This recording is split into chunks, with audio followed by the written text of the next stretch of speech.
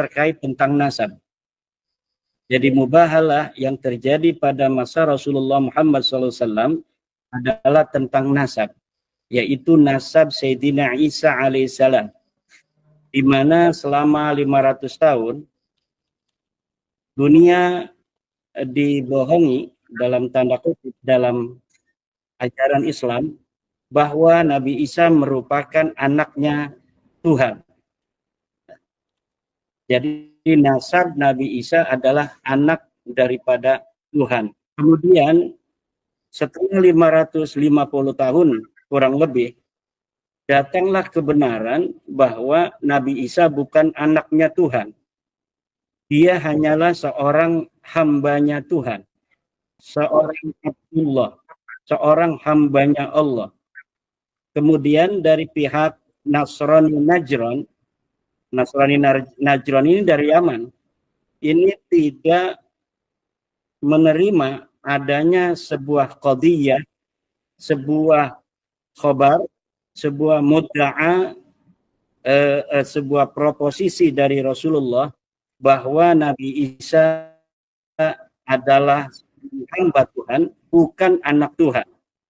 Kemudian mereka datang untuk mengadakan mujadalah dengan Rasulullah Muhammad SAW.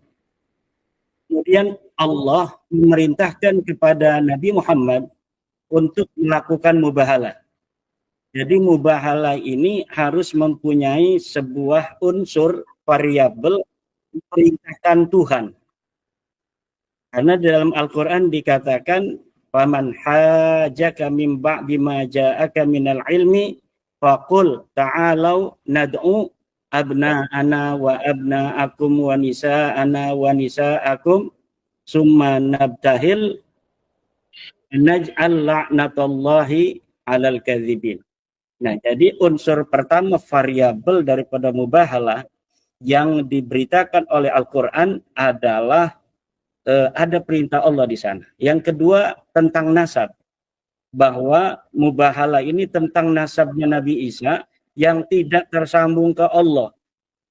Diberitakan oleh Rasulullah bahwa nasabnya Nabi Isa ini tidak tersambung ke Allah. Dia hanya hambanya Allah. Kemudian orang Nasrani Najran ini tidak terima bahwa nasabnya Nabi Isa tidak tersambung ke Allah. Kemudian mereka diajak mubahalah oleh Rasulullah Muhammad SAW. Di dalam hadis-hadis dikatakan, seandainya orang-orang Nasrani Najran ini menerima mubahalah itu, kata Rasulullah dalam sebuah hadis, sesungguhnya aku telah diberitakan bahwa mereka semua akan hancur lebur. Mereka semua akan mati. Ya, begitu kira-kira apa yang diberitakan oleh Rasulullah Muhammad SAW. Dan kemudian memang tidak sampai terjadi mubahalah dari orang-orang Nasrani Najran ketika ditentang oleh Rasulullah Muhammad SAW. Nah, kemudian mubahalah pula di dalam tradisi Islam ini ada yang terjadi atau tantangan dari para sahabat tentang sebuah hukum, misalnya tentang hukum waris dan sebagainya. Ketika terjadi perbedaan pendapat, kemudian para ulama ini sampai mengatakan seperti Ibnu Abbas bahwa saya siap bermubahalah, gitu. Tetapi tidak diberitakan apakah sampai kemudian terjadi. Nah, jadi intinya yang ingin saya katakan tentang mubahalah, bahwa mubahalah ini arti dari secara literal berasal dari al-bahlu. Al-bahlu itu artinya melaknat. Jadi orang bermubahalah dengan menggunakan wazan mufa'alah bina musyarakah, itu kemudian artinya saling melaknat. Karena al-bahlu itu maknanya saling melaknat, maka kemudian mubahalah itu maknanya dengan bina musyarakah saling melaknat. Al-bahlu melaknat, al-mubahalah saling melaknat. Nah, dan itu diberitakan oleh Rasulullah, sekali lagi saya ulangi, bahwa orang yang bermubahalah itu disampaikan kepada Rasulullah jika mereka itu berani tentang nasabnya Nabi Isa yang terputus kepada Allah ini, Kalau mereka berani itu mereka akan terkena azab. Mereka akan hancur binasa. Nah, itu yang diberitakan oleh Rasulullah Muhammad SAW. Itu yang pertama.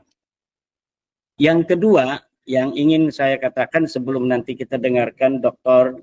Sugeng Sugiarto, kebanggaan kita bersama ini, adalah tentang isu yang kedua yang sekarang sedang berkembang di dunia maya, adalah tentang surat instruksi dari PBNU nomor 3975 tahun 2025 tentang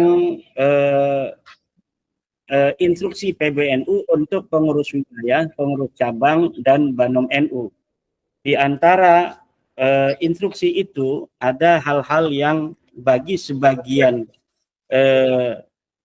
masyarakat ini dianggap ada offset di sana. Bagi sebagian masyarakat, terutama terkait dengan penyebutan nama PWILS, di mana di sana dikatakan dalam beberapa poin, ada 5 poin semuanya, dalam 1-2 poin itu terkait dengan isu nasab, di antaranya di poin keempat menyebut secara tegas